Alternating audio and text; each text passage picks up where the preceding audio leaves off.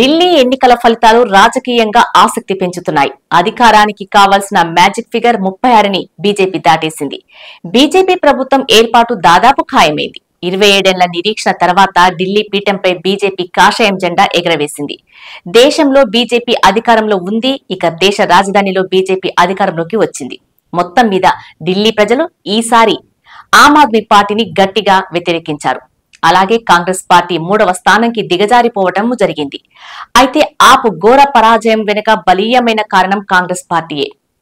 అయితే లోక్సభ ఎన్నికల ముందు ఇండియా కూటమిగా ఏర్పడిన కొన్ని పార్టీలు ఆ తరువాత కాంగ్రెస్ ను పెద్దగా పట్టించుకోలేదు. అందులో ఆప్ ఒకటి. ఢిల్లీ ఎన్నికల ముందు కూడా కాంగ్రెస్ కి ఆప్ తో కలిసి పోటీ చేసే ఉద్దేశం ఉన్నా అరవింద్ కేజ్రీవాల్ చాలా క్రేజీగా కాంగ్రెస్ ని పట్టించుకోలేదు. ఇక తప్పనిసరి పరిస్థితిలో కాంగ్రెస్ అన్ని సీట్లలో పోటీ చేసింది. ఈ క్రమంలో జరిగిన ఎన్నికల్లో కాంగ్రెస్ తన ఓటు బ్యాంకును చీల్చుకోగా ఆప్ తక్కువ సీట్లతో కుదేలైంది. ఇక అధికంగా 50 స్థానాలు గెలిచిన బీజేపీలో కొత్త ముఖ్యమంత్రి అభ్యర్థి పైన చర్చ మొదలైంది. ఢిల్లీలో బీజేపీ కోసం ఏపీ సీఎం చంద్రబాబు ఎన్నికల ప్రచారం చేశారు. తెలుగు ఓటర్లు ప్రభావిత నియోజకవర్గాల్లో చంద్రబాబు ప్రచారం నిర్వహించారు. ఇప్పుడు ఫలితాలు వెల్లడైన వేళ ఈ నియోజకవర్గాలపైన కూటమిలో ఆసక్తి కనిపిస్తోంది. అయితే అక్కడ అనూహ్య ఫలితాలు వెల్లడి అయ్యాయి. ఢిల్లీ ఎన్నికల ఫలితంపై క్లారిటీ వచ్చింది. 27 ఏళ్ల తర్వాత బీజేపీ అధికారం దక్కించుకోవటం ఖాయమైంది. మొత్తం 70 సీట్లు ఉన్న ఢిల్లీ అసెంబ్లీలో అధికారం దక్కించుకోవాలంటే 36 సీట్లు కావాల్సి ఉంది. ఇప్పటి వరకు బీజేపీ 48 సీట్ల దాటింది.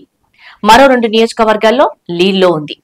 అయితే తొలుత ఆప్ గట్టి పోటీ ఇచ్చిన తర్వాత కేవలం 20 సీట్లతో సరిపెట్టుకోవాల్సిన పరిస్థితి. ఇక ఢిల్లీలో ఎన్డీఏ భాగస్వామ్య పక్ష నేతగా ఉన్న ఏపీ సీఎం చంద్రబాబు బీజేపీ అభ్యర్థుల కోసం ప్రచారం చేశాడు.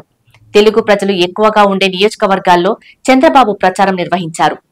ఢిల్లీలోని షాదారా, విశ్వాస్ నగర్, సంగం విహార్, సహద్రా నియోజకవర్గాల్లో జరిగిన ఎన్నికల ప్రచారంలో పాల్గొన్నారు. వీటిలో ఒక్కటి మినహా మిగిలిన నియోజకవర్గాల్లో బీజేపీ ఆధిక్యం సాధించింది.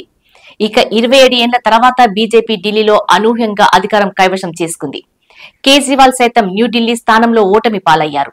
అదేవిధంగా ఆప్ కంచుకోటలుగా చెప్పుకునే నియోజకవర్గాల్లోనూ ఫలితాలు తారుమారయ్యాయి.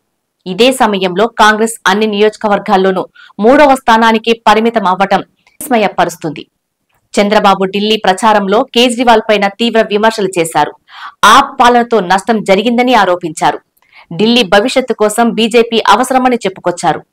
హైదరాబాద్ లో 1995 నాటి పరిస్థితులు ఢిల్లీలో కనిపిస్తున్నాయని పేర్కొన్నారు. కేజ్రీవాల్ ప్రభుత్వం 10 ఏళ్ల పాలనలో ఢిల్లీని తగిన విధంగా అభివృద్ధి చేయలేదని ప్రచారం చేశారు.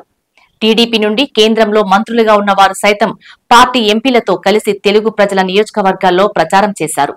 కాగా ట్రెండ్స్ ఒక్కసారిగా మారిపోయాయి. ప్రస్తుతం బీజేపీ 50, ఆప్ 20 స్థానాలు సాధించే దిశగా ఉన్నాయి.